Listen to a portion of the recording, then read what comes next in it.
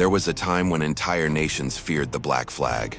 Merchant ships vanished into the fog, cannons erupted across the Atlantic, and in lawless ports like Nassau, pirates created a world of their own, free from kings, empires, and rules. But the Golden Age of Piracy didn't begin with buried treasure or adventure. It began with war, poverty, and the collapse of order across the seas. This is the rise and fall of the Pirate Age. By the late 1600s, the great European empires were constantly at war. England, Spain, France, the Dutch Republic, the Caribbean and Atlantic became battlegrounds for trade, gold, and colonial power. To weaken their enemies, governments relied on privateers, privately owned ships authorized to attack rival nations. These men weren't officially pirates. They were legal raiders, as long as they attacked the enemy. But when wars ended, thousands of sailors suddenly found themselves unemployed. They had spent years fighting at sea. They knew how to navigate storms, fire cannons, and board enemy vessels, and many had no desire to return to poverty. So instead of serving kings, they turned against them. The Pirate Age had begun. The Caribbean was the perfect environment for piracy. Trade routes were crowded with valuable cargo ships carrying gold, silver, sugar, rum, tobacco, and enslaved people. And the European empires couldn't fully control the region. That weakness allowed piracy to spread rapidly. Former sailors, escaped slaves, criminals, and desperate men joined pirate crews. Some sought wealth, others wanted freedom. Pirate ships operated differently from naval vessels. Captains were often elected. Crews voted on decisions. Loot was divided more equally. For many sailors living under brutal naval discipline, pirate life could seem strangely attractive, and nowhere represented this better than Nassau.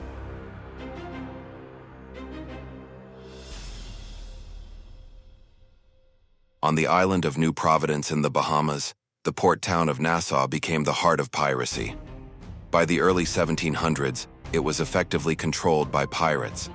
The British government had little authority there. Ships from across the Atlantic gathered in its harbor, and some of the most feared pirates in history walked its streets. Men like Blackbeard Charles Vane Calico Jack, and women like Anne Bonny and Mary Red. Nassau became known as the Republic of Pirates, a lawless sanctuary where pirate crews repaired ships, sold stolen cargo, and planned raids.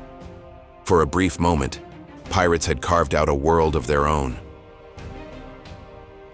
No pirate became more feared than Blackbeard. His real name was Edward Teach, and his appearance alone terrified enemies. He wore dark coats, carried multiple pistols, and tied slow-burning fuses into his beard during battle. Smoke surrounded his face like something supernatural. Merchant crews often surrendered without fighting because pirate battles were brutal. Cannons shattered wood into deadly splinters. Boarding actions became hand-to-hand combat. The sea itself could kill you long before the enemy did. Blackbeard understood something important. Fear was a weapon, and reputation could win battles before they even began. At his peak, his ship, the Queen Anne's Revenge, was one of the most heavily armed pirate vessels in the Atlantic. But piracy wasn't just growing. It was becoming a direct threat to global trade, and the empires of Europe were preparing to crush it.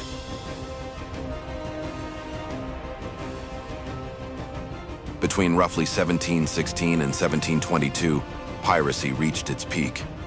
Pirates attacked shipping routes across the Caribbean, the American colonies, and the coast of West Africa. Some captured enormous fortunes. One pirate in particular became legendary, Henry Avery.